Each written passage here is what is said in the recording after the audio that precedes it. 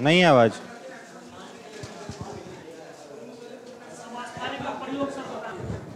समस्थानिक के प्रयोग तक उतना आप लोग पढ़ लिए हैं ना, याद हो गया है। ग्वाइटर में कौन सा आइसोटोप प्रयोग होता है? आयोडीन। आयोडीन 131। और एनीमिया में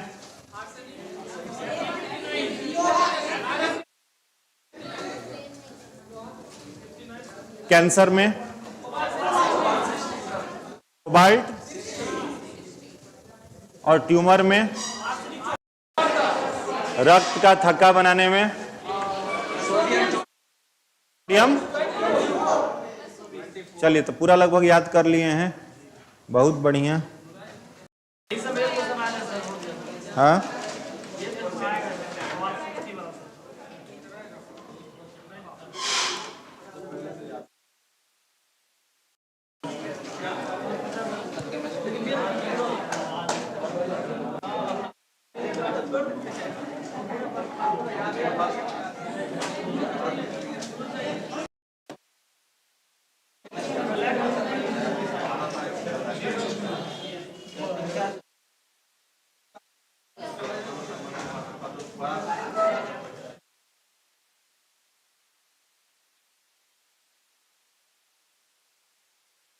चलिए तो यहां तक हो गया था ना, संभारिक भी हो गया था।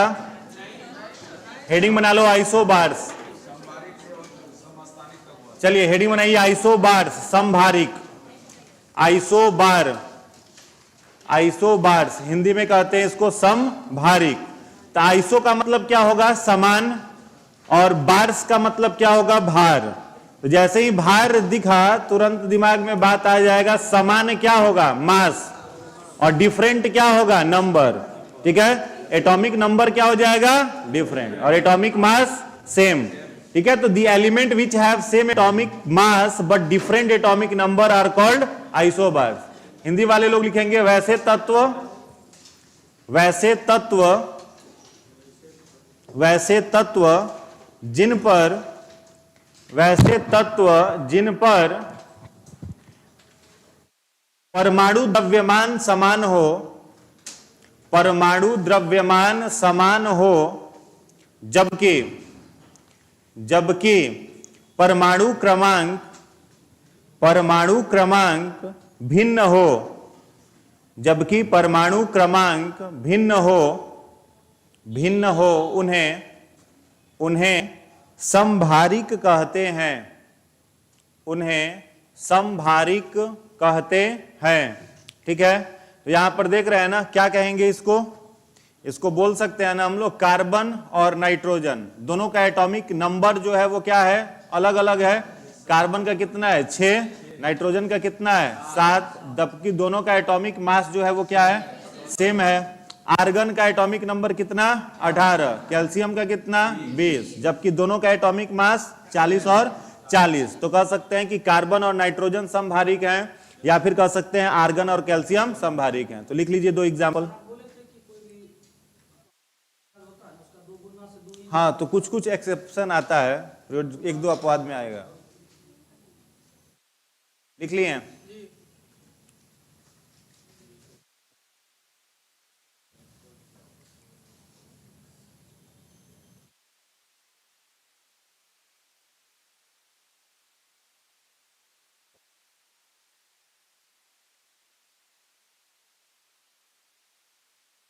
नेक्स्ट हेडिंग बनाएंगे आइसोन्यूट्रॉनिक, सम न्यूट्रॉनिक।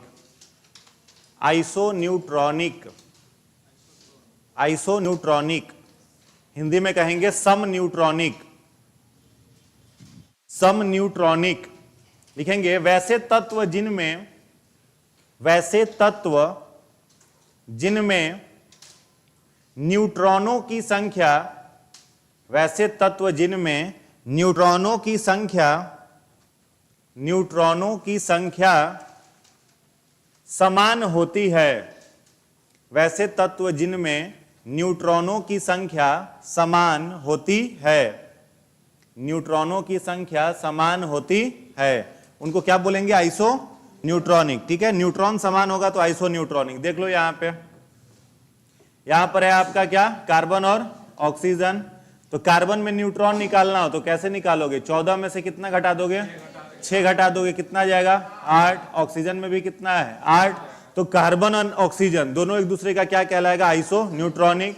यहां पर है ट्राइटियम और यहां पर है हीलियम, ठीक है। तो ट्राइटियम पर भी न्यूट्रॉन कितना होगा 2, हीलियम पर भी न्यूट्रॉन कितना 2। तो ट्राइटियम और हीलियम दोनों एक दूसरे का क्या कहलाएगा, आइसो न्यूट्रॉनिक कहलाएगा।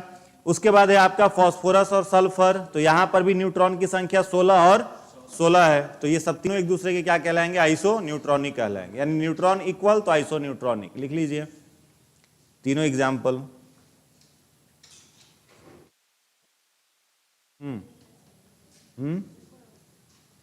अभी ये लोग लिख रहे हैं, उसके बाद अब लास्ट में लिखिएगा या बगल में लिख लीजिए, बगल से देख के।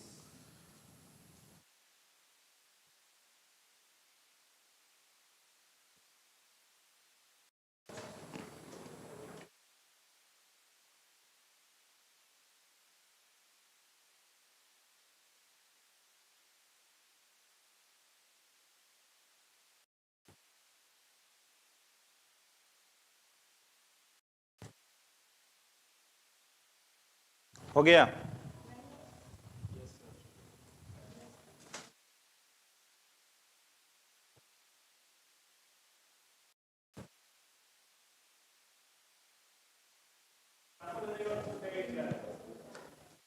पूछ सकता है, ज्यादातर एग्जाम्पल नहीं पूछता है, ज्यादातर पूछता है डिफिनीशन।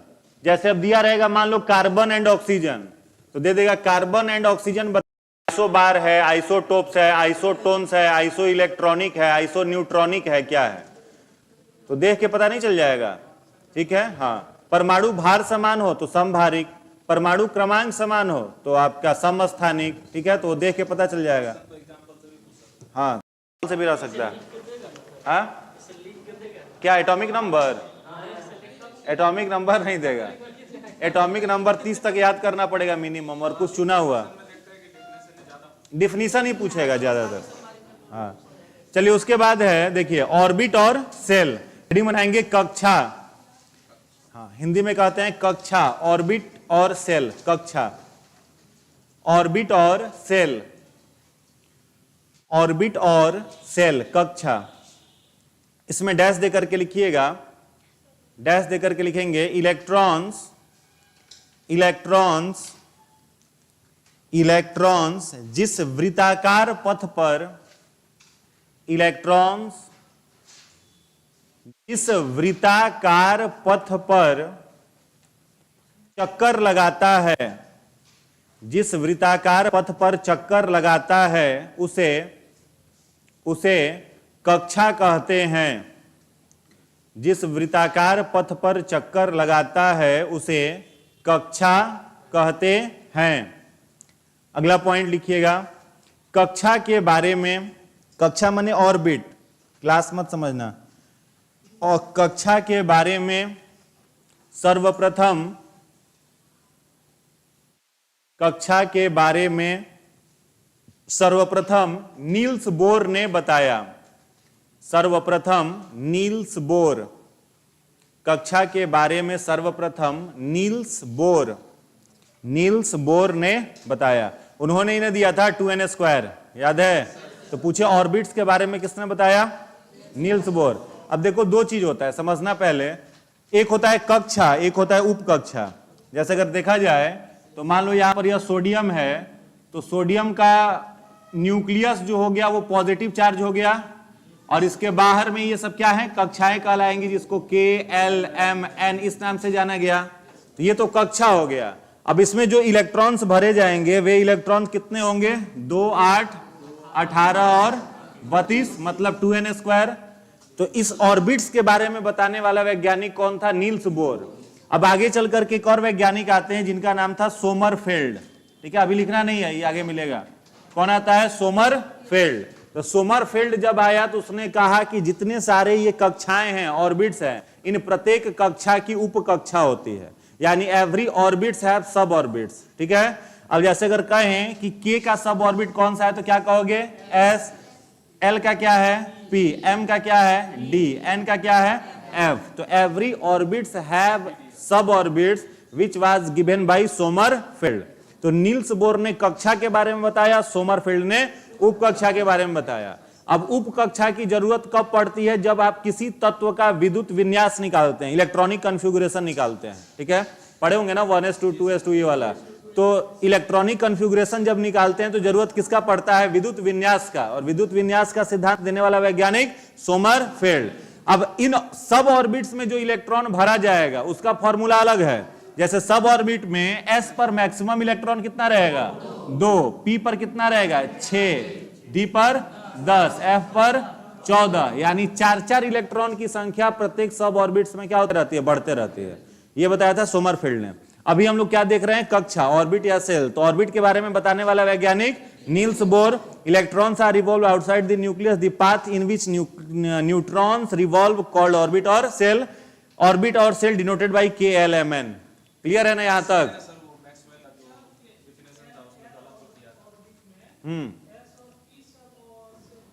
हाँ, जो अनुसार मैंने लिखा है ना SPDF, ये आगे फिर लिखवाएंगे।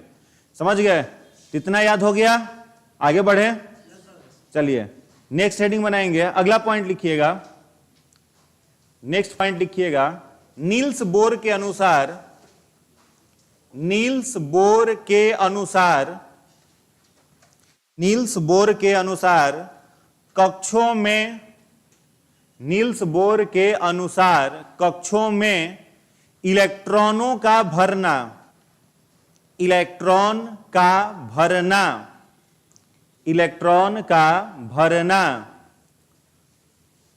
ये वाला लिख लो, इलेक्ट्रॉन का भरना E बराबर 2n², E बराबर 2n² पर आधारित है। E बराबर 2n² पर आधारित है। ठीक है, यहां पर n क्या है? नंबर ऑफ ऑर्बिट, कक्षा की संख्या। n जो है क्या है? कक्षा की संख्या। ठीक है, अब उसी आधार पर यहां पर इलेक्ट्रॉन भरे जाएंगे। समझ गए? अब देखो k पर है तो k कौन सी कक्षा है? पहली कक्षा। l कौन सी? दूसरी। m कौन सी? तीसरी कक्षा। l कौन सा? चौथा कक्षा है। ठीक है, अब मैक्सिमम एनर्जी लेवल किसके पास है? n के पास। इसीलिए किसी भी एटम का बाहरी कक्षा ही किसी भी केमिकल रिएक्शन में भाग लेता है। कोई भी रासायनिक अभिक्रिया करना होगा तो कोर इलेक्ट्रॉन ही भाग लेता है, वैलेंस इलेक्ट्रॉन भाग नहीं लेता। यानी बाहरी कक्षा में पाए जाने वाले इलेक्ट्रॉन ही भाग लेते हैं। क्लियर है? तो मैक्सिमम एनर्जी लेवल, यहां मिनिमम एनर्जी लेवल है। अब k पर मैक्सिमम इलेक्ट्रॉन अगर भरना होगा तो 2n² के अनुसार ही ना करोगे, तो क्या लिखोगे? 2 और 1 का स्क्वायर, कितना हो जाएगा? 2 हो जाएगा। तो k पर मैक्सिमम इलेक्ट्रॉन 2 जाता है। फिर आप करोगे क्या? 2 और 2 का स्क्वायर, तो 8 हो जाएगा। फिर 2 और 3 का स्क्वायर कर दोगे तो कितना हो जाएगा? 18 हो जाएगा। फिर 2 और 4 का स्क्वायर कर दोगे तो कितना हो जाएगा? 32 हो जाएगा। तो 2, 8, 18, 32, इसी फॉर्मूला पर इलेक्ट्रॉन हर ऑर्बिट्स में भरते हैं। ये बात बताई थी किसने? नील्स बोर ने बताई थी। क्लियर है? चलिए आगे बढ़ते हैं। अब देखो ये आपका लिखा हुआ है हर ऑर्बिट में कितना इलेक्ट्रॉन भरेगा, तो इसको लिखने की कोई जरूरत नहीं है। ये समझ गए ना? ये लिखने की कोई जरूरत नहीं। अगला हेडिंग बनाइएगा, सब ऑर्बिट सब सेल। उप कक्षा हेडिंग बना लेना, पूछेगा आगे पढ़ाएंगे वो भी। अगला हेडिंग बनाइएगा, उप कक्षा। उप कक्षा, सब ऑर्बिट और सब सेल। उप कक्षा, इसमें डैश देकर के लिखिएगा, प्रत्येक कक्षा की, प्रत्येक कक्षा की, प्रत्येक कक्षा की एक उप कक्षा होती है। प्रत्येक कक्षा की एक उप कक्षा होती है जिसके बारे में, जिसके बारे में सोमरफेल्ड, यहां बोर्ड पर लिखा हुआ है, जिसके बारे में सोमरफेल्ड ने बताया, जिसके बारे में सोमरफेल्ड ने बताया, सोमरफेल्ड ने बताया। अगला पॉइंट लिखिएगा, इसे, इसे, इसे SPDF द्वारा दर्शाते हैं। इसे S सब स्मॉल लेटर में लिखना, इसे SPDF द्वारा, SPDF द्वारा दर्शाते हैं। sp-df द्वारा दर्शाते हैं। ये लिख लीजिए, s में 2 इलेक्ट्रॉन होता है, p में 4, d में 10, f में 14।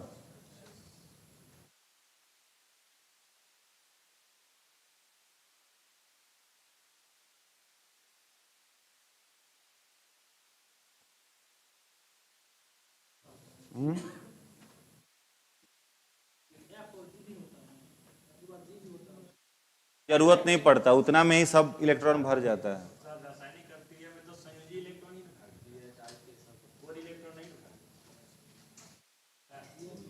क्या बोल दिए थे?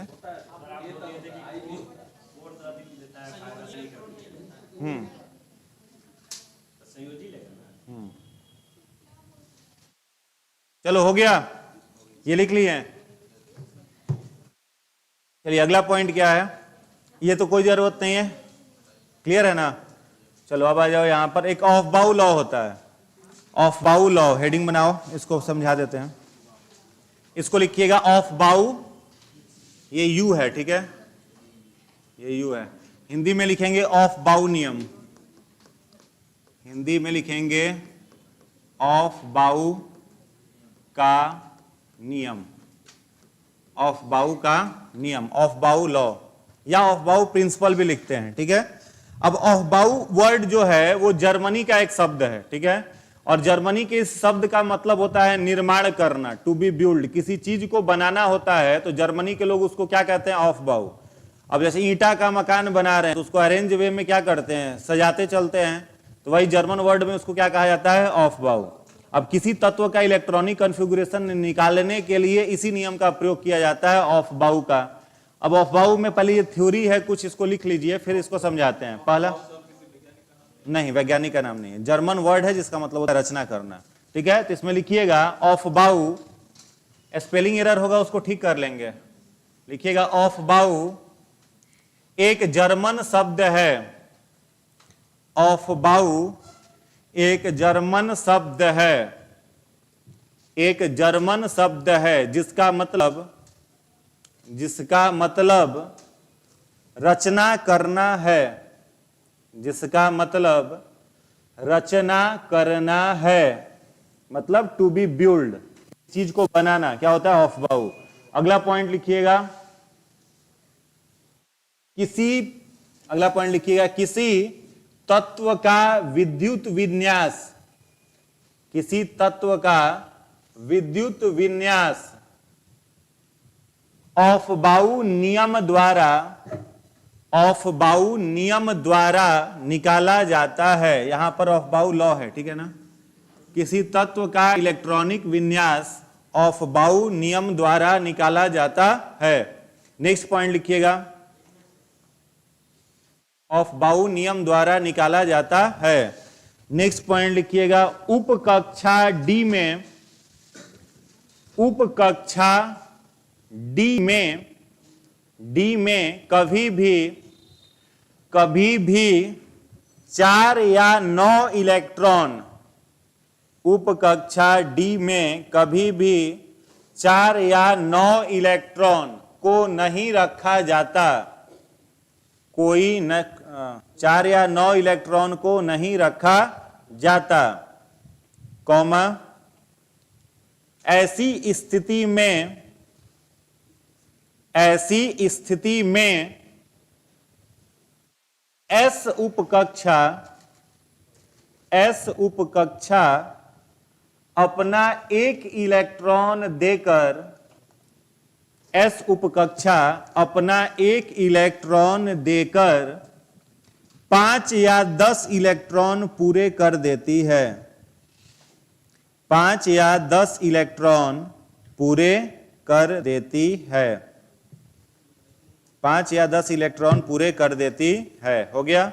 अब इसी का चौथा पॉइंट लिखिएगा, उपकक्षा F में, उपकक्षा F में, उपकक्षा F में 6 या 13 इलेक्ट्रॉन नहीं रहते हैं।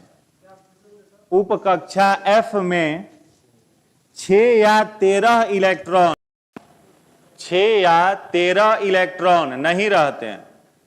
ऐसी स्थिति में एस उपकक्षा, एस उपकक्षा अपना एक इलेक्ट्रॉन देकर, अपना एक इलेक्ट्रॉन देकर 7 या 14 इलेक्ट्रॉन पूरा कर देती है। यहां 7 होगा, ठीक है ना, 1 लिखा गया है।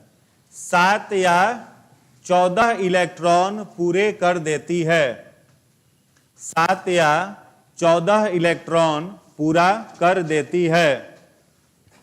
हो गया। अब इसको समझो, देखो ऑफबाउ क्या है, जर्मन वर्ड है जिसका मीनिंग क्या होगा, रचना करना, निर्माण करना। तत्वों का विद्युत विन्यास निकालना क्या कहलाता है, ऑफबाउ नियम कहलाता है। अब देखो अलग अलग ऑर्बिट्स है, उसी में एक ऑर्बिट है आपका क्या, डी। अभी बनवाएंगे तो समझ में आ जाएगा। डी उपकक्षा में कभी भी 4 या 9 इलेक्ट्रॉन नहीं रहते हैं। जैसे अभी हम लोगों ने बात किया तो एस, पी, डी और एफ, ये 4 उपकक्षा है ना, तो 4 उपकक्षा में एस पर तो 2 रहेगा, डी, पी पर कितना रहेगा 6, डी पर कितना रहेगा 10, एफ पर कितना रहेगा 14, ठीक है। तो यहां देखिए क्या दिख रहा है, एस उपकक्षा में कभी भी ऐसा नहीं होगा, एस पर 1 इलेक्ट्रॉन रह सकता है, एस जो है इस पर 1 रह सकता है, 2 से ज्यादा नहीं रहना चाहिए, कम रह सकता है।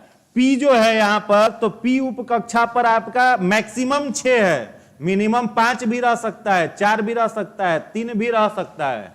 लेकिन कभी भी डी उपकक्षा में 10 इलेक्ट्रॉन रखे जाएंगे, 10 से कम नहीं होना चाहिए, ठीक है। अभी समझ में आएगा। तो यहां पर वही बात कह रहा है कि डी उपकक्षा में कई बार ऐसा होता है कि 10, 4 या 9 इलेक्ट्रॉन आ जाते हैं।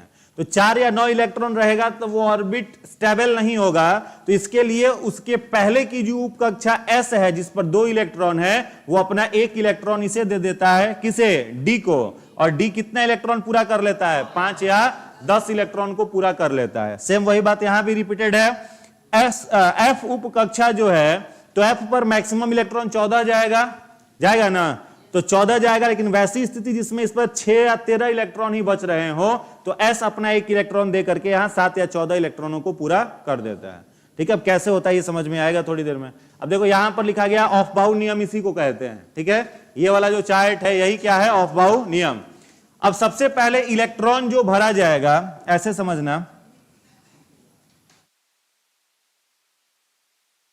यहां पर मान लो कोई एलिमेंट है, तत्व है, कैल्शियम मान लो, तो कैल्शियम का एटॉमिक नंबर कितना होता है, 20 होता है ना। तो कैल्शियम का एटॉमिक नंबर है 20। अब आपको इसमें इलेक्ट्रॉन है, मान लो ये उपकक्षा है, ये क्या है आपका एस, पी, डी और एफ। अब इलेक्ट्रॉन भरना है, तो इलेक्ट्रॉन भरने के लिए सबसे पहले इलेक्ट्रॉन किस कक्षा में जाएगा, 1s। किस में जाएगा, 1s में। 1s के बाद इलेक्ट्रॉन किस में जाएगा, 2s में। 2s के बाद किस में जाता है, 2p में। 2p के बाद 3s, 3s के बाद 3p के बाद 4s, 4s के बाद 3d, 3d के बाद 4p, 4p के बाद 5s। इस तरीके से इलेक्ट्रॉन जो होते हैं वो भरते हैं। और यही जो स्ट्रक्चर है, इसी स्ट्रक्चर को बोला जाता है ऑफ बाउ नियम, ऑफ बाउ का प्रिंसिपल, ठीक है। इसको लिख लीजिए पहले, इसी क्रम में लिखिएगा, एक एक छोड़ करके लिखना, ठीक है। जैसे 1s से लेकर के 7s तक लिखा, फिर 2s के पास 2p लिखना, फिर 3p के पास 3d, फिर एक एक छोड़ छोड़ कर लिखना है आपको।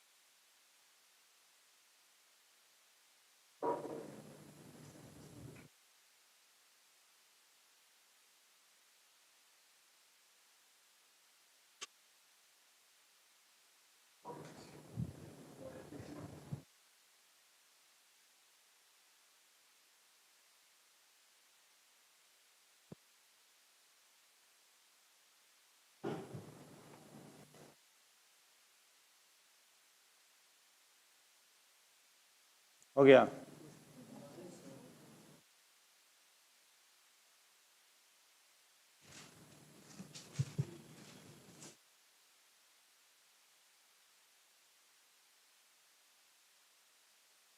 लीजिएगा आप लोग।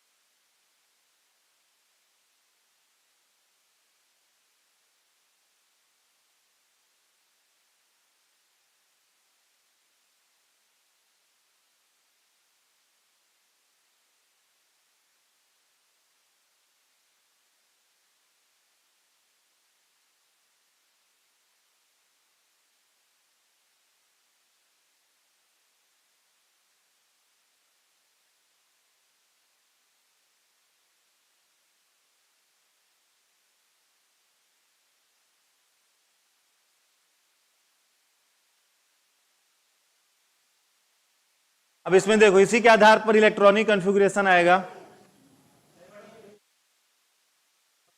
क्या? हाँ बताएंगे, बता रहे हैं। इलेक्ट्रॉनिक कॉन्फ़िगरेशन इस पर 2-4 हम लोग बना लेते हैं। हो गया।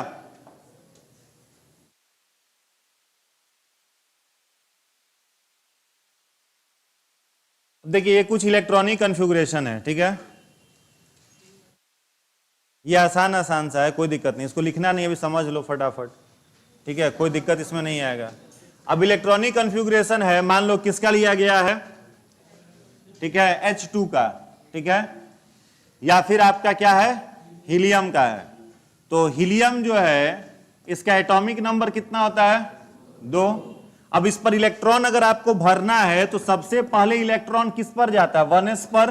कॉपी देखिए, लिखा हुआ है ना 1s। अब s पर मैक्सिमम इलेक्ट्रॉन कितना भर सकते हैं, 2 लिख दिए, एटॉमिक नंबर 2 है। बराबर हो गया कि नहीं हो गया। नॉर्मल देखिए Be4, ठीक है। अब सबसे पहले इलेक्ट्रॉन किस पर जाने वाला है, 1s के बाद किस पर जाने वाला है, 2s पर जाने वाला है। अब s पर मैक्सिमम इलेक्ट्रॉन कितना हो सकता है, यहां पर 2 हो गया, यहां भी 4, बराबर हो गया। थोड़ा सा एक मुश्किल जाते हैं, मुश्किल क्या है, आसान है, सोडियम 11। अब सबसे पहले इलेक्ट्रॉन किस पर भरना है, 1s के बाद 2s के बाद 3p, 2p के बाद 3s के बाद। अब इतना जाने का जरूरत नहीं पड़ेगा आपको, ठीक है। s पर मैक्सिमम इलेक्ट्रॉन कितना जाएगा, फिर s पर, p पर 6, कितना हो गया, ये 10 हो गया ना। बच क्या हो रहा है, तो s पर कितना जाएगा, इसकी कोई जरूरत, बन गया इलेक्ट्रॉनिक कॉन्फ़िगरेशन, ठीक है। जैसे गांव में खाना खाने जाते हैं तो पहले क्या करा जाता है, हाइट देख के पूड़ी दिया जाता है। अब छोटा बच्चा है, उसको 20 को पूड़ी थोड़े दे देंगे, देखा जाए कितना खा सकता है, समझ गए। तो पहले क्या किया जाता है गांव में, आप लोग अनुभव होगा, जैसे कोई खाना खाने गया तो लोगों को नीचे बैठा दिया पात में, और पात में बैठा देने के बाद पहले पत्तल चलता है, तो पत्तल चलाने वाला एकदम हेलीकॉप्टर के स्पीड में फेंकते जाता है। यहां से शुरू किया, अब पत्तल कहां जा रहा है वो देख नहीं रहा है, धड़धड़ा के एकदम 50 लोग बैठा हुआ है, पत्तल बांट दिया। अब पत्तल बांट देने के बाद क्या करेगा, पूड़ी चलाएगा, मुंह देखेगा आपका और पूड़ी फेंकते जाएगा एकदम। तो इलेक्ट्रॉनिक कॉन्फ़िगरेशन वही है, जैसे ही दिखे यहाँ पर सोडियम 11, मतलब इसका औकात क्या को पूड़ी खाने का है, 11। तो 11 को पूड़ी देने के लिए प्लेट क्या को बिछाना है, तो सबसे पहले का प्लेट कौन बिछेगा, दूसरा का प्लेट कौन बिछेगा, तीसरा प्लेट कौन सा। अब कै को पूड़ी किस प्लेट में, अब पी का तो औकात 6 ही पूड़ी खाने का है ना, इससे ज्यादा तो खाएगा नहीं, तो उतना ही देंगे। तो जितना भूख हो उससे कम भोजन कर लो तो वो ठीक होता है, भूख से ज्यादा करोगे पेट भड़क जाएगा। तो क्या करा जाता है, कम पूड़ी दिया जाता है। जैसे कि एग्जाम्पल से देखो, मान लीजिए क्लोरीन 17 है, ठीक है, क्या है, क्लोरीन 17। तो पहले क्या करना है, प्लेट बिछाना है, पहले क्या करना है, प्लेट बिछाना है। तो दनादन प्लेट फेंको, पहल का प्लेट, दूसर का प्लेट, उसके बाद 3s के बाद 3p के बाद 4s के बाद। इतना जाने का जरूरत नहीं पड़ेगा, देख लेते हैं। s क्या वो पूड़ी खाएगा, एस क्या वो खाएगा, पी क्या वो खाएगा, ये कितना हो गया, 2 और 4 हो गया, 10 2 12, 12 और 2 12 और 6 18, 18। तो इसको क्या को पूरी देंगे, पूरी क्या को देंगे, एगो, हो गया बैलेंस। आसान है ना, ज्यादा हो गया है, 6 4 10 12, 12 6 18 19। अच्छा इस पर क्या को देंगे, पेट भड़क जाएगा उसके से, नहीं बस पूरी चलाना है, पूरी चलाना है, उठा देना है फिर। समझ गया, तो बहुत आसान, इसमें कुछ है नहीं इलेक्ट्रॉनिक कॉन्फ़िगरेशन, बच्चा वाला चीज है, बच्चा वाला है ना। अच्छा पहले इतना ही को लिख लीजिए, तब आगे और बता देते हैं। इसको लिख लीजिए,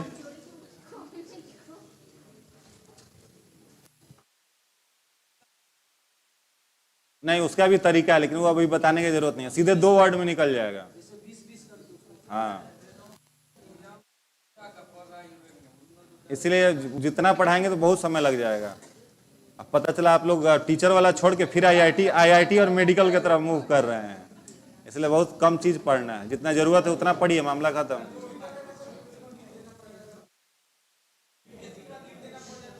बीपीएससी के बाद नीट देना पड़ता है, ऐसा नौबत ना आए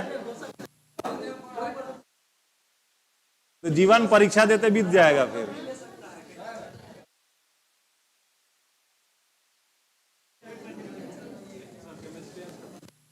सोच रहे हैं कर दें, सपोर्ट करिए, खत्म करते हैं। चलिए ये हो गया,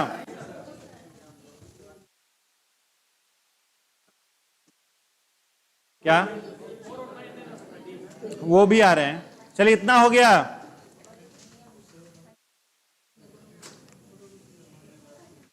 ये लिख लिया हो ना, क्लोरीन 17 सोडियम 11, ये लिख लिया है ना, जल्दी लिखिए जल्दी। एटॉमिक नंबर याद करना पड़ेगा, अबू हम थोड़ी याद कराएंगे, तो आपको अपने से करना होगा। समझ में आ रहा है ना। हाँ पूरी प्लेट एकदम, पहले क्या है, प्लेट की पूरी, प्लेट बाद में पूरी। अब देखिए यहां पर कुछ लिखा हुआ है इलेक्ट्रॉनिक कॉन्फ़िगरेशन, ठीक है। यहां पर देखिए क्रोमियम 24 कॉपर। अब यहां ध्यान दोगे, देखो आपने क्या लिखा था, एक्सेप्शन में 2 लिखा है ना, डी में कितना इलेक्ट्रॉन नहीं रहेगा, 4 या 9 नहीं रहेगा। अब यहां पर देखो एस क्या किया है अपना, एक अब नॉर्मल एस को हम लोग बना के चेक करते हैं, एक बार आप अपने कॉपी पर बिना देखे बनाना, ठीक है। कॉपी पर आप बताइए, बनाइए क्रोमियम 24, खुद से बनाइए कॉपी पर सारे लोग, पहले प्लेट बिछा दो फिर पूरी डालते जाओ, इधर नहीं देखना है, इसको नहीं देखना है, आपको क्रोमियम 24 अपने से कॉपी पर बनाना है। आपके पास ऑफ बाउ नियम लिखा हुआ है आपके कॉपी पर, उसको देख के बनाइए।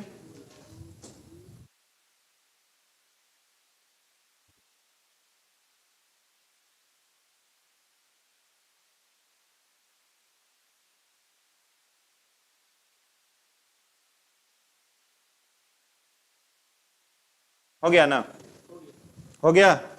अब जैसे देखो नॉर्मल बनाएंगे क्रोमियम 24 का, तो पहला बताओ, पहला कौन सा ऑर्बिट होगा, 1s के बाद 2s के बाद 2p, 2p के बाद 3s के बाद 3p के बाद 4s के बाद 3d। अब देखो s पर कितना जाएगा, s पर 2, p पर 6 के बाद इस पर 2, टोटल हो गया आपके पास 12, इस पर 6, कितना हो गया 18।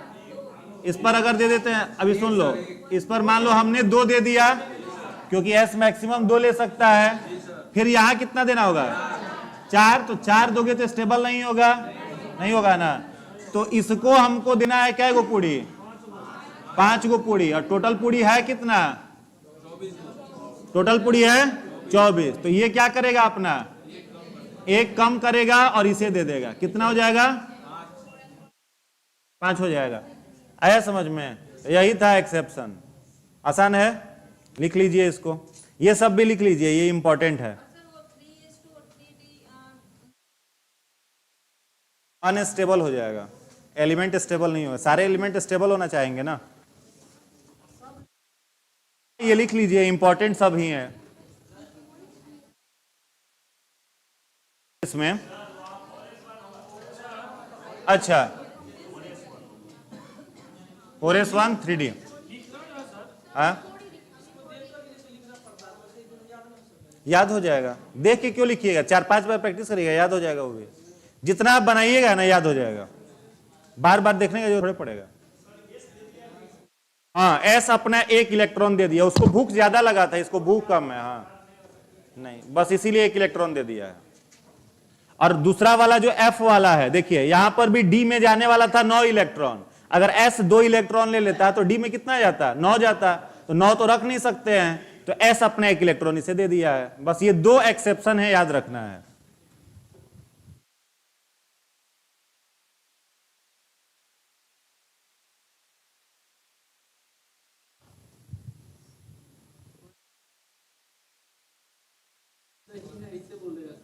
दे करके पूछेगा, इसका हम टेस्ट लेंगे आप लोगों का, केमिस्ट्री में इस चैप्टर का टेस्ट लेंगे। आज भी क्वेश्चन का टेस्ट लेने वाले थे, लेकिन टाइम कम है, देखते हैं लास्ट में, 3 बजे तक है ना, 35 और 15-20 मिनट पढ़ा के 50 क्वेश्चन अभी बनवाएंगे हार्मोन्स का। 50 क्वेश्चन बनाइए लोग हार्मोन्स का, बायोलॉजी का। हार्मोन्स का टेस्ट लिए थे, नहीं लिए थे, तो अभी कर देंगे।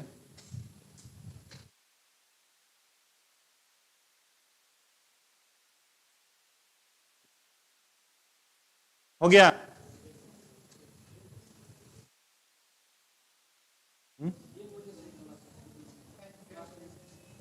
1:30 बजे से था।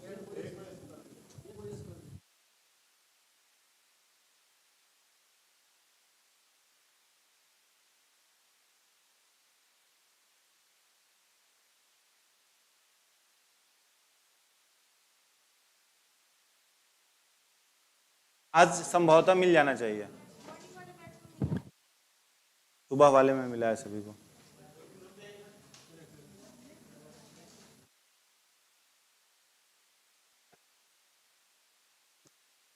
प्राइज में उतना नंबर आता नहीं कि पेन देने का मन करेगा। 50 का हुआ, कम से कम 45 लोग क्रॉस करे तो देने का मन भी करेगा, है?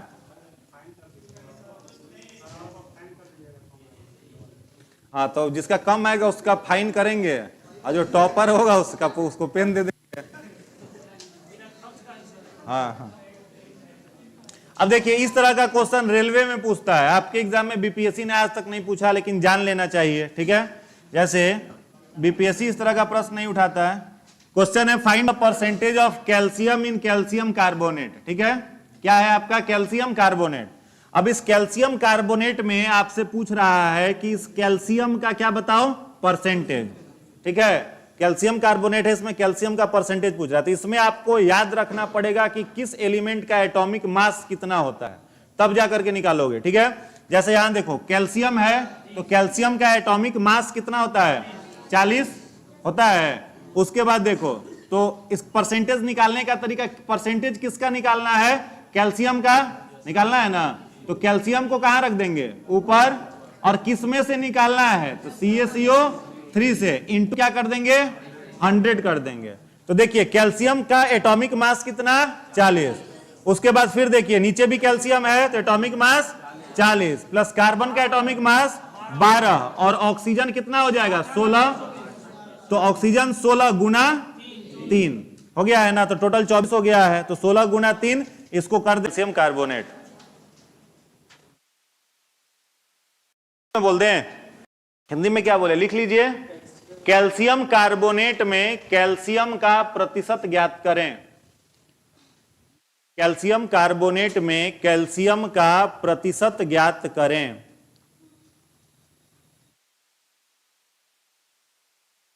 कैल्शियम का प्रतिशत ज्ञात करें,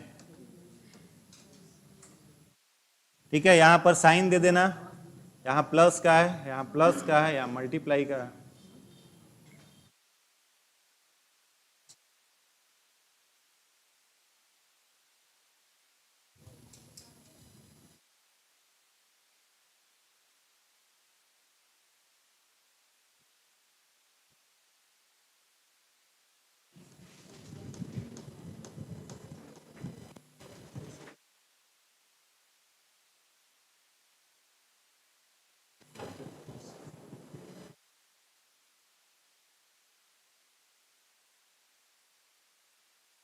हो गया, आगे बढ़ा जाए। चलो नेक्स्ट लिखना, एक और परसेंटेज का होगा, find the percentage of carbon in calcium carbonate. ठीक है, ये भी आसान है, सेम पर क्वेश्चन आपका कंपाउंड कौन सा है, कैल्शियम कार्बोनेट ही है। कैल्शियम कार्बोनेट में पहले किसका परसेंटेज था, कैल्शियम का, इस बार किसका पूछ रहा है, कार्बन का। कार्बन का पूछ रहा है ना, तो यहां पर कार्बन हो जाएगा, यहाँ सी गए, सी नहीं होगा, क्या होगा, सी। कार्बन का परसेंटेज पूछा है, तो कार्बन का एटॉमिक मास 12, फिर कैल्शियम का कितना 40 प्लस 12, ऑक्सीजन कितना किया है 16 यहाँ 48, तो सीधे 48 लिख दिया है, गुणा 100 यानी 12%।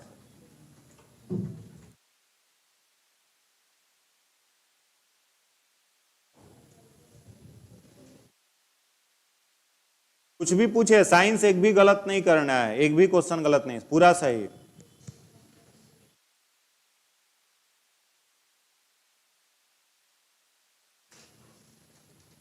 नोट्स पूरा पढ़ करके जाइएगा यहाँ का, उसके बाहर नहीं आएगा एग्जाम में। नोट्स पूरा केवल पढ़ लिए, पूरा हो जाएगा। हाँ आज कर दें, चलो ठीक है, आज खत्म कर रहे हैं, बाद में सब पकड़ के तुमको कूटेगा।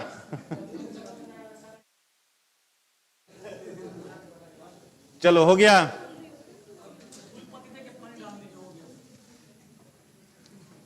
अभी देखो थोड़ा सा बड़ा है, इसको अपने से अगर बना लोगे तो ज्यादा अच्छा है, बिना देखे हुए। क्वेश्चन है find the percentage of nitrogen in urea. देखो यहां पर एक फैक्ट भी डाला हुआ है, यूरिया जो होता है पहला कार्बनिक पदार्थ है, पता है ना, पहला कार्बनिक पदार्थ क्या बना था, यूरिया। अब आपसे पूछ रहा है यूरिया में किसका परसेंटेज, नाइट्रोजन का। यूरिया का फॉर्मूला NH2CO NH2, ठीक है। अब इसमें से निकालना है आपको परसेंटेज किसका, नाइट्रोजन का निकालना है। तो ये नाइट्रोजन हो गया, नीचे में क्या हो गया, यूरिया गुणा 100। अब इसमें गुणा भाग अपना बैठाते रहिए। नाइट्रोजन का कितना होता है 14, तो 14 दूना 28 हो गया है। फिर यहां पर क्या है, नाइट्रोजन, तो कितना हो गया है 14।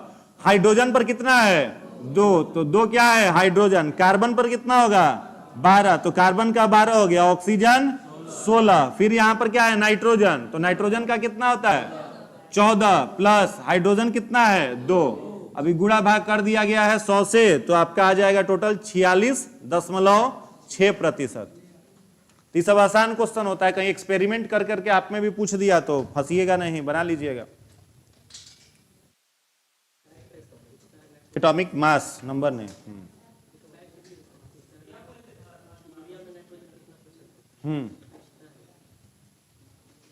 यूरिया में डायरेक्ट अगर पूछे फैक्ट से, नाइट्रोजन कितना प्रतिशत, तो 46.6%।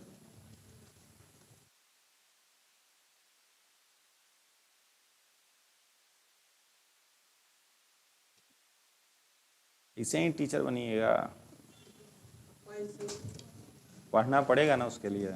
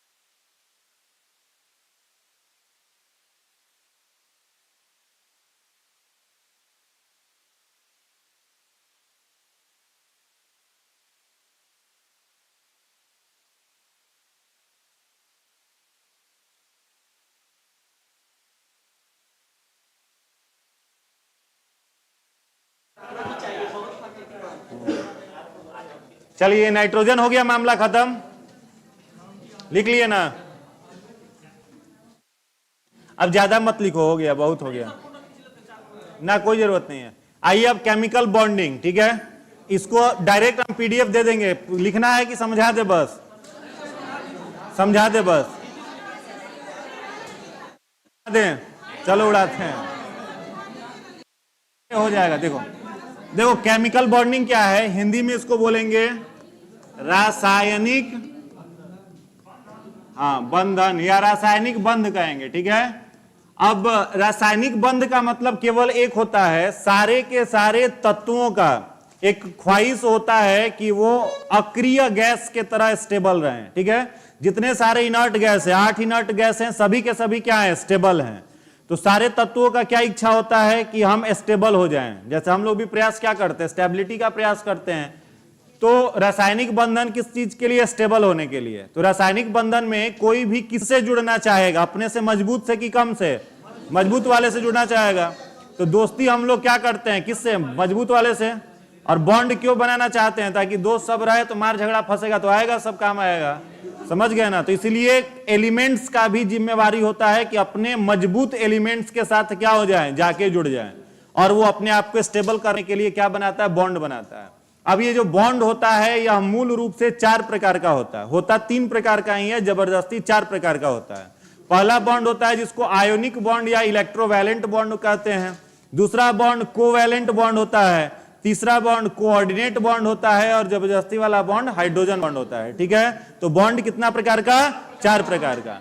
Every element need to place 8 electron into their outer orbit. सारे तत्वों का ख्वाहिश होता है कि उसकी बाहरी कक्षा में 8 इलेक्ट्रॉन रहे, ताकि ऑक्टेट पूरा हो जाए, वे स्टेबल हो जाएं। Because it wants to be stable like inert gas. वो कैसे स्टेबल होना चाहते, इनर्ट गैस के लिए, फॉर देयर स्टेबिलिटी, अपने आप को स्टेबल करने के लिए। इट एक्सचेंज इलेक्ट्रॉन, वो इलेक्ट्रॉन की अदला बदली करते हैं दूसरे परमाणुओं के साथ, और यही प्रक्रिया रासायनिक बंधन कहलाती है। क्लियर है। तो लिखिएगा, एक लाइन में लिखवा देते हैं, लिखिएगा सभी तत्व, हाँ ऑनलाइन भी क्वेश्चन पेपर चला जाएगा आपके ग्रुप में। लिखिएगा सभी तत्व अक्रिय गैसों की समान, अक्रिय गैसों के समान अपनी बाह्यतम कक्षा में, अपनी बाह्यतम कक्षा में 8 इलेक्ट्रॉन रखकर, 8 इलेक्ट्रॉन रखकर स्टेबल, स्टेबल को हिंदी में क्या कहेंगे, स्थिर, स्थिर होना चाहते हैं, स्थिर होना चाहते हैं। इसके लिए वे अन्य तत्वों के साथ, अन्य तत्वों के साथ इलेक्ट्रॉन की साझेदारी, अन्य तत्वों के साथ इलेक्ट्रॉन की साझेदारी करते हैं, इलेक्ट्रॉन की साझेदारी करते हैं, कॉमा, यह प्रक्रिया रासायनिक बंध कहलाती है। यह प्रक्रिया रासायनिक बंध कहलाती है। हो गया। अगला पॉइंट, रासायनिक बंध 3 प्रकार के होते हैं। रासायनिक बंध 3 प्रकार के होते हैं। पहले वाले को हम लोग हिंदी में अगर कहें तो कहेंगे आयनिक बंध। इंग्लिश वाले इंग्लिश में लिखेंगे, हिंदी वाले हिंदी इंग्लिश दोनों में लिख लेंगे। आयनिक बंध या इलेक्ट्रोवैलेंट को बोलते हैं विद्युत संयोजी बंध, विद्युत संयोजी बंध। दूसरा है कोवैलेंट, कोवैलेंट को कहते हैं सह संयोजी, कोवैलेंट को कहते हैं सह संयोजी बंध। कोऑर्डिनेट को कहते हैं उप सह संयोजी, उप सह संयोजी बंध। और हाइड्रोजन बॉन्ड को हिंदी में भी हाइड्रोजन बंध ही कहते हैं।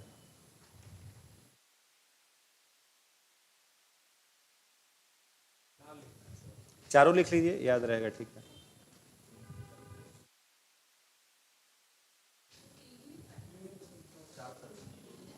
लिख लीजिए हाइड्रोजन भी।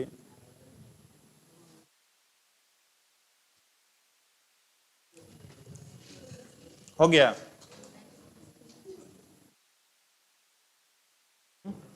पहला हेडिंग बनाइएगा आयोनिक बॉन्ड। पहला हेडिंग बनाइए ionic bond. Ionic bond, ionic bond हो गया। डैश दे करके इसमें लिखिएगा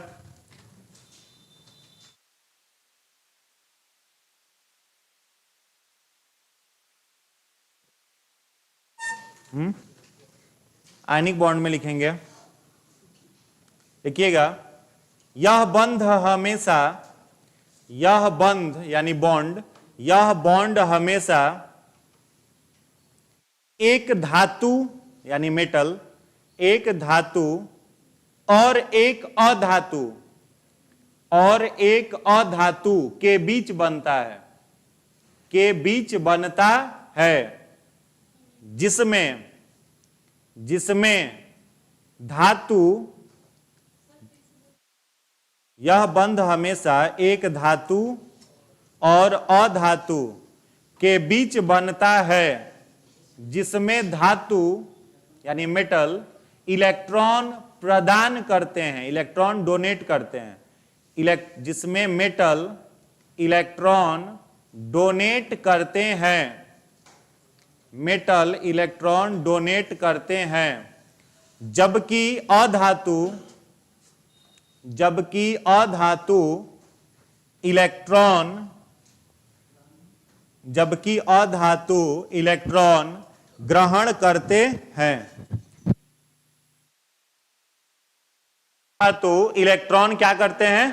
ग्रहण करते हैं। हो गया। अब इसको समझ लो, देखो आयनिक बॉन्ड जो है, आयनिक बॉन्ड को याद करने का सबसे आसान सा तरीका बता देते हैं। आयनिक बॉन्ड को याद करने का तरीका ये रख सकते हो आप, आयनिक बॉन्ड का मतलब याद कर लो, क्या करना? विवाह कराना। शादी ब्याह होता है ना, विवाह कराना। तो विवाह कराएंगे तो क्या होना चाहिए? एक लड़का और एक लड़की। तो आयनिक बॉन्ड हमेशा किसमें बनेगा? एक मेटल और दूसरे नॉन मेटल में। समझ गए? एक वाले में नहीं बनेगा। अगर दोनों नॉन मेटल हो जाए, दोनों अधातु हो जाए, तो वो बॉन्ड हो जाएगा कोवैलेंट। समझ में आ रहा है? आयनिक बॉन्ड मतलब विवाह करना, एक लड़का एक लड़की, यानी एक मेटल होना चाहिए, दूसरा नॉन मेटल। एग्जाम्पल से समझो, जैसे मान लो यहां पर सोडियम है और यहां पर क्या है? क्लोरीन है। तो सोडियम का एटॉमिक नंबर 11, क्लोरीन का एटॉमिक नंबर 17। अब पता करना है आपको कि कौन मेटल है कौन नॉन मेटल है, तो बड़ा आसान तरीका है। सोडियम को लिखेंगे ना 2, 8 और 1, और यहां क्या लिखेंगे? 2, 8 और 7। तो याद रखोगे, जिस भी परमाणु के बाहरी कक्षा में इलेक्ट्रॉन की संख्या 4 से कम हो, ठीक है, इलेक्ट्रॉन की संख्या 4 से कम होगा तो वो क्या कहलाएगा? धातु। और जिसके भी कक्षा में इलेक्ट्रॉन की संख्या 4 से ज्यादा हो, वह क्या कहलाएगा? अधातु। तो बस जैसे ही आपने सोडियम 11 देखा तो बाहरी कक्षा में कितना इलेक्ट्रॉन दिख रहा है आपको? 1। तो धातु है कि अधातु है? धातु। और यहां पर कितना दिख रहा है? 7। तो क्या हो गया? अधातु। समझ गए? तो जैसे ही देखना एक धातु है दूसरा अधातु है, तुरंत टिक मार देना। कौन सा बॉन्ड? आयोनिक बॉन्ड या इलेक्ट्रोवैलेंट बॉन्ड। तो एग्जाम में क्या देगा? NaCl, सोडियम क्लोराइड, खाने वाला नमक लिख देगा, लिखेगा खाने वाला नमक में कौन सा बॉन्ड है, तो क्या कहिएगा? आयोनिक बॉन्ड है। कोई भी एग्जाम्पल हो, समझ गए? दूसरा एग्जाम्पल है यहां पर Mg और O, है ना? तो Mg जो होता है एटॉमिक नंबर कितना बताइए? ऑक्सीजन का कितना? 16। तो यहां पर क्या लिखेंगे? 2, 8 और 6। और यहां क्या लिखेंगे? 2, 8 और, तो यहां पर 4 से कम है ना, तो यह क्या हो गया? और यह क्या हो गया? Non metal. तो मैग्नीशियम ऑक्साइड कौन सा बॉन्ड जाएगा? आयनिक बॉन्ड जाएगा। तो वैसे तत्व जिनके बाह्यतम कक्षा में परमाणुओं की संख्या 4 से कम हो वो धातु कहलाएंगे, 4 से अधिक हो तो क्या कहलाएंगे? अधातु कहलाएंगे। और धातु अधातु के बीच का बॉन्ड आयनिक बॉन्ड। एग्जाम्पल ये वाला लिख लीजिए, एग्जाम्पल लिख लीजिए।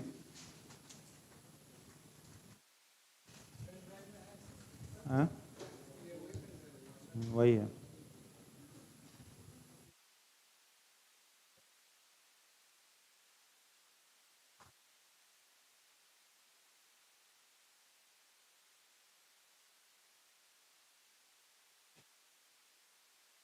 क्या हुआ, ये वाला याद रखेंगे, लिख लेंगे, 4 से कम होगा तो धातु, नहीं तो बाद में भूल जाइएगा, उसको कहीं नोट में लिख लीजिएगा।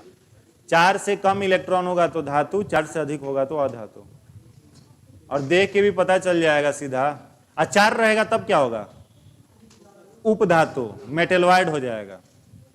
4 अगर रहेगा तो उपधातु हो जाएगा, मेटलवाइड। उतना पता कैसे करेंगे, अब देख के नहीं ना पता चलेगा कि तन्य होगा कि, इलेक्ट्रॉन देख के पता कर लेंगे।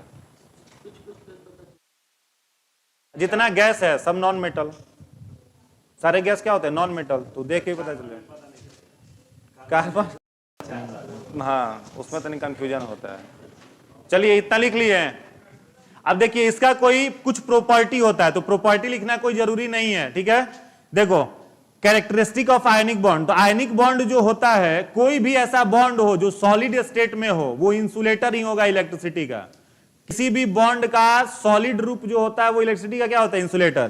तो वही लिख रहा है, the insulator of electricity, it is the insulator of electricity in solid state. यह जब ठोस अवस्था में रहेगा तो विद्युत का क्या होगा, कुचालक, कुचालक, और इसका जलीय विलयन विद्युत का क्या हो जाएगा, सुचालक हो जाएगा। नमक को पानी में घोल दीजिए, सुचालक हो जाएगा, सॉलिड है तो क्या होगा, कुचालक होगा।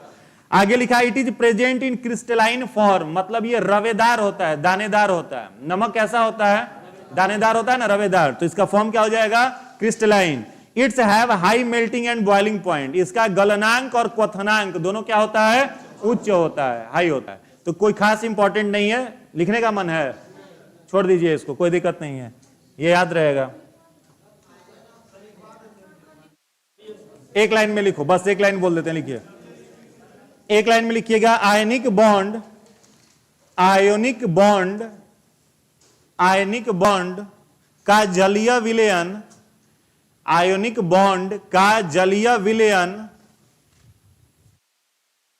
विद्युत का सुचालक होता है, कंडक्टर ऑफ इलेक्ट्रिसिटी। जलीय विलयन विद्युत का सुचालक होता है, सुचालक होता है, कौमा, यह दानेदार होता है, यह दानेदार होता है, कौमा, इसका गलनांक एवं क्वथनांक, मेल्टिंग एंड बॉइलिंग पॉइंट, इसका गलनांक, गलनांक एवं क्वथनांक, क्वथनांक उच्च होता है, गलनांक एवं क्वथनांक उच्च होता है, यानी हाई मेल्टिंग पॉइंट और high boiling point. Boiling point उबलता है, जैसे पानी 100 डिग्री पर उबलता है, वही। अब आ जाइए अगला हेडिंग बनाइएगा, कोवैलेंट बॉन्ड। नेक्स्ट हेडिंग बना लो, कोवैलेंट, हेडिंग बनाइएगा कोवैलेंट बॉन्ड। हिंदी में क्या कहेंगे, सहसंयोजी बंध, सहसंयोजी बंध, ठीक है, सहसंयोजी बंध, कोवैलेंट बॉन्ड, ठीक है। इसमें डैश दे करके लिखिएगा, इसमें इलेक्ट्रॉन की बराबर की साझेदारी होती है, इसमें इलेक्ट्रॉन की बराबर की साझेदारी होती है। अगला पॉइंट लिखिएगा, यह हमेशा दो अधातुओं के बीच, यह हमेशा दो अधातुओं के बीच बनता है, यह हमेशा दो अधातुओं के बीच बनता है, ठीक है, दो अधातुओं के बीच बनता है, इसको समझ लो। देखो यहां पर कोवैलेंट बॉन्ड में क्या होगा, आयोनिक में किसका शेयरिंग हो रहा था, इलेक्ट्रॉन्स का, और यहां पर क्या हो रहा है, इलेक्ट्रॉन की बराबर की साझेदारी होगी, मतलब जितना इलेक्ट्रॉन देगा उतना ही इलेक्ट्रॉन लेगा, ठीक है। तो बराबर की साझेदारी यहां पर इलेक्ट्रॉन्स की होती है। यह बॉन्ड हमेशा किसमें बनेगा, दो नॉन मेटल्स यानी दो अधातुओं के बीच बनेगा। इसको याद करने का तरीका क्या हो सकता है, दोस्ती, और दोस्ती में भी कैसा दोस्ती, दोस्ती में कैसा दोस्ती, मेल फ्रेंड की दो महिला मित्र, यानी दो लड़कियां अगर दोस्त हैं तो वो बॉन्ड क्या हो जाएगा, कोवैलेंट, क्योंकि साझेदारी लड़कों में ज्यादातर बराबर की नहीं हो पाती है, जैसे लड़का गया कहीं रेस्टोरेंट में खाना खाने, 200 रुपया का बिल आया, वो कहेगा हम ही दे देते हैं पूरा, टेंशन मत लो। और गर्ल्स में थोड़ा सा ऑपोजिट शायद होता होगा, ठीक है। गए अगर 503 रुपया का बिल आ गया, 503 रुपया का बिल आएगा तो थोड़ा सा गड़बड़ होगा। 251.50 नहीं चलता, फिर भी गूगल पे मारेगा, ट्रांसफर करते हैं, समझ गया। तो वो वाला साझेदारी थोड़ा सा गड़बड़ हो जाएगा। तो ये बॉन्ड हमेशा किस में बनेगा? दो नॉन मेटल्स के बीच में बनेगा। दोनों क्या होगा? अधातु, यानी सहेली बॉन्ड, इसको याद रखोगे, ठीक है। There are 3 types of covalent bond. इसका कितना तरीका होता है? 3। पहला कौन सा होता है? सिंगल, दूसरा डबल, तीसरा ट्रिपल। सबसे कमजोर इसमें कौन सा होगा? सिंगल। और सबसे मजबूत कौन सा होगा? ट्रिपल, ठीक है। ट्रिपल बॉन्ड सबसे मजबूत और सिंगल बॉन्ड सबसे कमजोर। तो लिख लेंगे इस पॉइंट को। इसके 3 प्रकार हैं, सिंगल, डबल और ट्रिपल। इसके 3 प्रकार हैं, सिंगल, डबल और triple. Single bond, double bond and triple bond. Single bond, double bond और ट्रिपल बॉन्ड। अब देखिए, इससे क्वेश्चन एग्जाम में खूब बनता है। क्वेश्चन क्या बनेगा? जैसे एक एग्जांपल ले लेगा, मान लो आपसे, ये लिख लिए,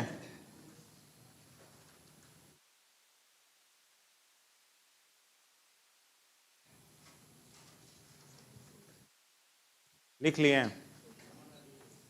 अब जैसे मान लो यहां पर क्लोरीन है, ठीक है। Cl2 लिखने का मतलब क्या है? क्लोरीन कै गो है? 2 गो है, तभी ना Cl2 लिखे हैं। अब क्लोरीन का एटॉमिक नंबर कितना? तो 2, 8 और इसको कै गो इलेक्ट्रॉन चाहिए? 1। तो एगो माइनस से दिखाएंगे ना, एगो के लिए छटपटा रहा है। तो क्लोरीन 2 गो जुड़ जाएगा तो शेयरिंग कर लेगा 1 इलेक्ट्रॉन का। तो ये बॉन्ड क्या कहलाएगा? Single bond. तो जितना इलेक्ट्रॉन की जरूरत पड़ेगा अपने आप को स्टेबल करने के लिए, वो उतना ही बॉन्ड कहलाएगा। एग्जांपल में मान लो है ऑक्सीजन, तो ऑक्सीजन का एटॉमिक नंबर O2 है, तो O2 कैसे लिखेंगे? 2 ऑक्सीजन। ऑक्सीजन का एटॉमिक नंबर तो क्या लिखेंगे? 2, 8 और इसको स्टेबल होने के लिए कितना इलेक्ट्रॉन चाहिए? 2 चाहिए। तो बॉन्ड कैसा बनेगा? डबल बॉन्ड बनेगा। नाइट्रोजन है मान लो, तो N2 लिखा हुआ है, तो नाइट्रोजन का एटॉमिक नंबर 7, तो 2 और क्या लिखेंगे? 5। स्टेबल होने के लिए कितना चाहिए? 3। तो नाइट्रोजन कैसा होगा? ट्रिपल बॉन्ड होगा। समझ में आया? तो स्टेबल होने के लिए जिस एलिमेंट को जितना इलेक्ट्रॉन चाहिए वो वही बॉन्ड बनाएगा। अगर 1 इलेक्ट्रॉन का मारामारी है तो सिंगल बॉन्ड, 2 इलेक्ट्रॉन का मारामारी है डबल बॉन्ड, 3 का मारामारी है ट्रिपल बॉन्ड।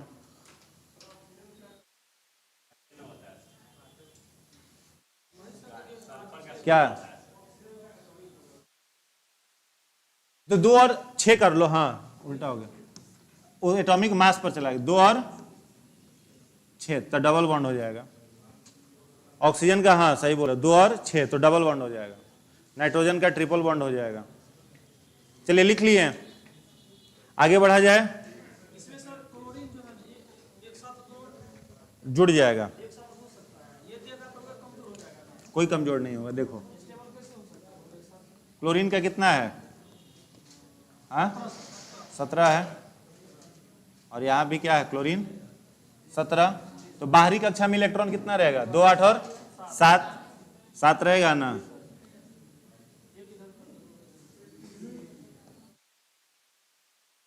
कितना हो गया? 2, 2, 4, 2, 6, 1, 7। यहां पर भी 2 हो गया और ये एक साथ हो गया। तो ये बॉन्ड नहीं बना लेगा?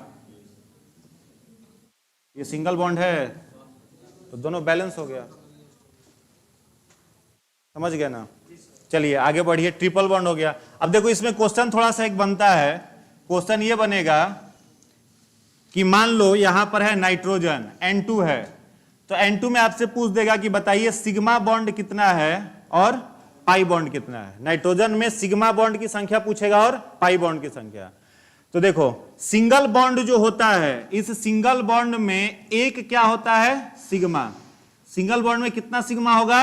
1। और पाई कितना हो जाएगा? 0। सिंगल बॉन्ड में सिग्मा बॉन्ड कितना? 1। पाई बॉन्ड कितना? 0।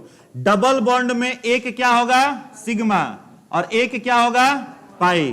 ट्रिपल बॉन्ड में क्या होगा, एक क्या होगा सिग्मा और दो क्या हो जाएगा पाई बॉन्ड हो जाएगा। तो नॉर्मली अगर हम लोग देखें नाइट्रोजन का तो कितना होता है, ट्रिपल बॉन्ड बनाएगा ना, तो ट्रिपल बॉन्ड है। अब नाइट्रोजन में अगर हमने आपसे पूछा कि बताइए सिग्मा और पाई कितना है, तो एक ऊपर वाला बॉन्ड क्या कहलाएगा सिग्मा, तो यहां पर सिग्मा कितना हो गया एक, और पाई नीचे का कितना हो गया दो, दो क्या हो गया पाई हो गया। मान लो ऑक्सीजन पूछ रहे हैं, तो ऑक्सीजन जो है डबल बॉन्ड है, तो ऐसे लिखेंगे, तो इसमें क्या हो जाएगा सिग्मा कितना एक, पाई कितना हो जाएगा एक। दूसरा एग्जांपल जो Cl2 का था, Cl2, तो Cl2 में सिग्मा कितना हो जाएगा, सिग्मा एक हो जाएगा, पाई जीरो हो जाएगा। कोई दिक्कत इसमें कि नहीं को,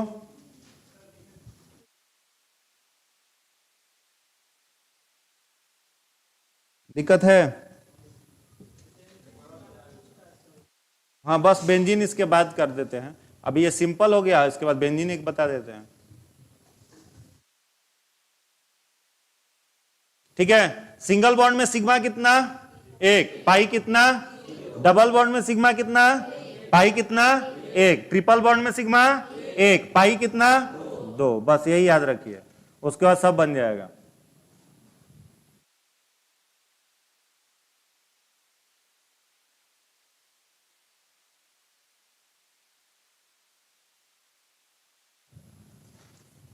हो गया?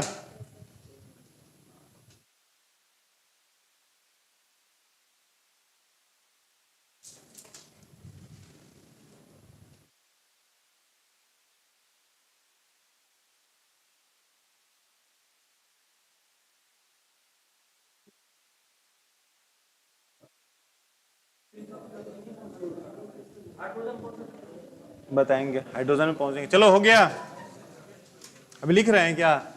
अब देखिए इसमें एक नॉर्मल है बेंजीन, ठीक है, कोई बहुत ज्यादा उसमें भी दिक्कत नहीं है, आसान है समझना।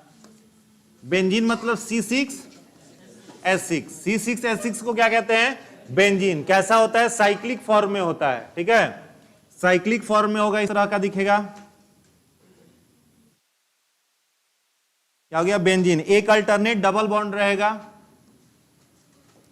एक अल्टरनेट क्या होगा डबल बॉन्ड, ये क्या बन गया बेंजीन।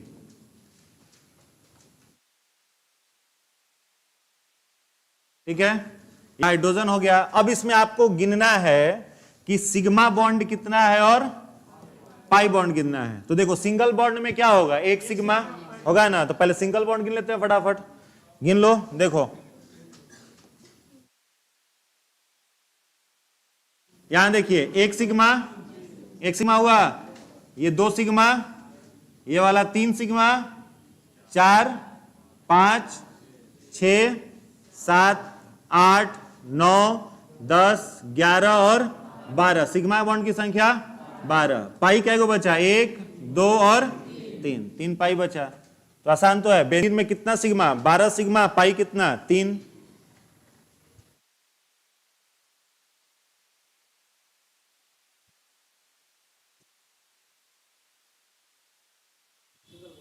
एक अल्टरनेट डबल बॉन्ड होता है बेंजीन रिंग में, ये सब थोड़ा सा याद करना पड़ता है।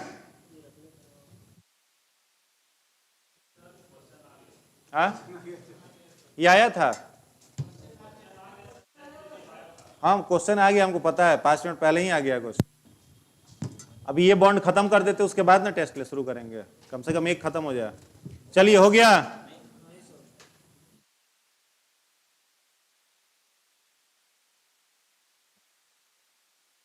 लिख लिए?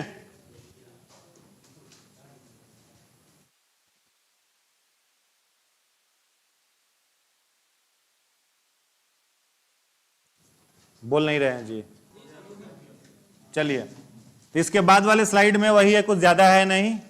फास्फोरस में भी ट्रिपल बॉन्ड हो जाएगा, सिग्मा पाई बॉन्ड देखो बेंजीन का यहां दिया होता, कुछ है नहीं। अब कोऑर्डिनेट बॉन्ड है, वो हम लोग नेक्स्ट क्लास में कर लेंगे। अभी टेस्ट का क्वेश्चन बना लीजिए।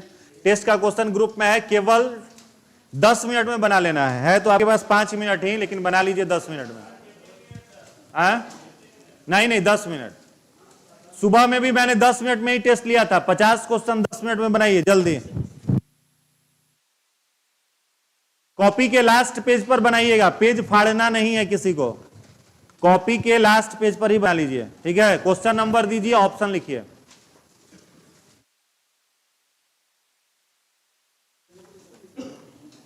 ग्रुप में चला गया है, ग्रुप में गया है कि नहीं, एक बार चेक करो। आ गया है।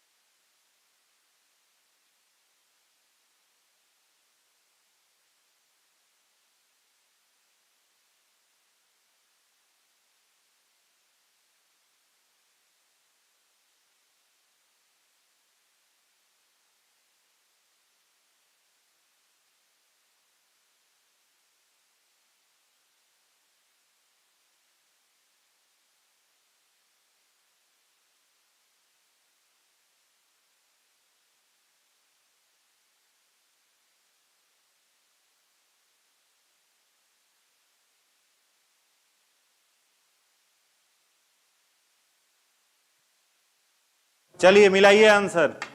कॉपी एक्सचेंज करना बनना था, बन गया।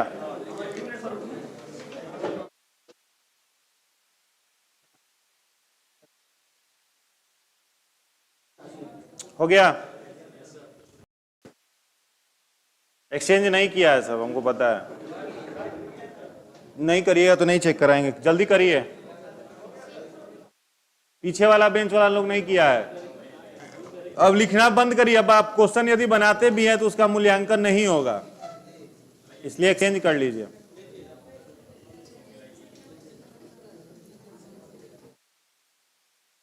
का इवैल्यूएशन नहीं होगा अगर दोबारा बनाइएगा तो चेंज करिए जल्दी, ठीक है।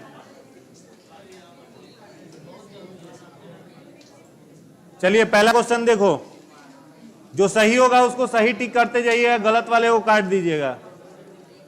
क्या है पहला क्वेश्चन? एंड्रोजन कहां से स्रावित होता है? एस्ट्रोजन। बी हो जाएगा, एक का बी।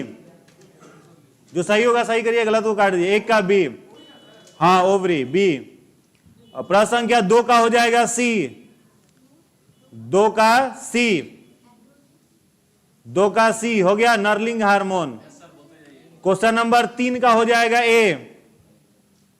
क्वेश्चन नंबर 4 का हो जाएगा सी। क्वेश्चन नंबर 5 का हो जाएगा बी, 5 का बी। क्वेश्चन नंबर 6 का हो जाएगा सी, 6 सी हो गया। क्वेश्चन नंबर 7 में आ जाओ। क्वेश्चन नंबर 7 में हो जाएगा डी, 7 का डी, 7 डी। 8 हो जाएगा सी, 8 सी। क्वेश्चन नंबर 9 का बी, 9 बी अनुवर्तनी गति। क्वेश्चन नंबर 10 का हो जाएगा 10 का बी, तने का शीर्ष भाग, 10 बी, हाँ 10 का बी। क्वेश्चन नंबर 11 का हो जाएगा सी, 11 सी। क्वेश्चन नंबर 12 का हो जाएगा डी, 12 डी। 13 हो जाएगा सी, 13 का सी। 14 का हो जाएगा बी, साइटोकाइनिन, 14 बी, हाँ 14 बी। 15 हो जाएगा, 15 हो जाएगा आपका कौन सा? सी, सी हो गया। क्वेश्चन नंबर 16 का ए, 16 ए। 17 बी डेंड्राइट्स, 17 का बी। दोबारा मत पूछो, 16 का ए बोले थे, हाँ 17 का बी। 18 का लिखिएगा ए, 18 ए। 19 का हो जाएगा सी, 20 का हो जाएगा, 20 का बी सेरिबेलम, हाँ 20 का बी सेरिबेलम बी, 20 बी। 21 का हो जाएगा सी प्यूटिट्री, 21 सी। 22 का हो जाएगा एपिनेफ्रिन एड्रिनल डी, 22 का डी। क्वेश्चन नंबर 23 में आइए। 23 का हो जाएगा ए, 23 ए। 24 का हो जाएगा बी सिनेप्स, 24 बी। 25 का हो जाएगा ए क्रैनियम, 25 ए। 26 का हो जाएगा सी, 26 सी। 27 का हो जाएगा सी, 27 सी। 28 का हो जाएगा ए, 28 ए। 29 सी, 29 सी। 30 डी, 30 डी। 31 हो जाएगा बी आयोडीन की कमी, 31 का बी। 32 का बी थायरॉक्सिन की कमी से, 32 बी। 33 में आ जाइए। 33 में हो जाएगा सी, 33 सी। 34 में आ जाइए, 34 सी। 35 बी, 35 बी। 36 का हो जाएगा सी, 36 सी। 37 हो जाएगा डी, 37 डी। 38 का हो जाएगा 38B, 38B। 39 का हो जाएगा 39B oxygen, 39B। 40B 24D, 40B। 41 का हो जाएगा C जेसी बोस, C 41C। 42 हो जाएगा यूकेलिप्टस D, 42D। 43 का हो जाएगा B, 43B। पर्णधार पर स्फीति दाब बदल जाता है, 43B। 44 का हो जाएगा B, 44B।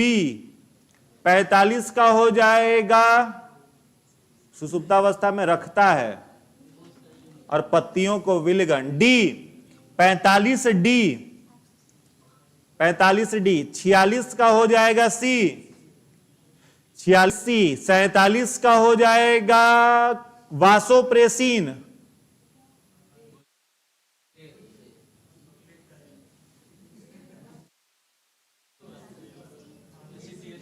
एसीटीए तो एड्रीनोकॉर्टिकोट्रोपिक हार्मोन हो गया, वो कॉर्टिसोल स्रावित कराता है। एंटी डायूरेटिक हार्मोन पूछ रहा है, ठीक है। C 47C। हाँ 48 में आ जाइए, हार्मोन का उदाहरण A, 48A। 49 का हो जाएगा C अधिवृक्क ग्रंथि, 49C। 50 का हो जाएगा कितना 1350, 50A। हाँ 50 का हो जाएगा A। जितना सही है उतना बटा 50 कर लो, काउंट करिए नंबर जल्दी, जितना सही है उतना बटा 50। हाँ हो गया, जल्दी काउंट करिए।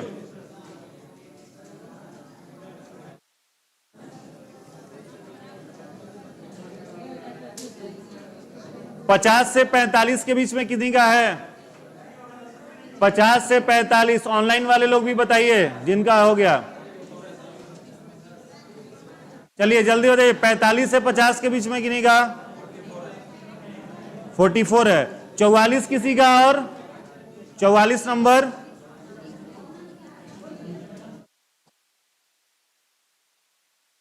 पहला है आपका 44, 43, 42, 41, 40, 39, 38, 39 है कि नहीं का? 38, 37, 37, 36, 36। चलिए ठीक है, 44 ठीक है। इस बार 40 के नीचे तो नहीं आना चाहिए था किसी का। क्वेश्चन एकदम बच्चा वाला है और जितना लगभग क्वेश्चन है आपके कॉपी में है, यानी इसका मतलब कॉपी आप लोग पढ़ नहीं रहे हैं। जो लगभग 2-4 क्वेश्चन को छोड़ के डायरेक्ट सब प्रश्न कॉपी से था जो हमने पढ़ाया है, तो भी नहीं पढ़े तो गड़बड़ बात है। ऑनलाइन वाला लोग लिखो जल्दी, ऑनलाइन वाले लोग लिखिए जल्दी। 22, 30, 45। ऑनलाइन में हाईएस्ट 46 गया है, हाईएस्ट 46 गया है जी, 46 ऑनलाइन में। चलो ठीक है।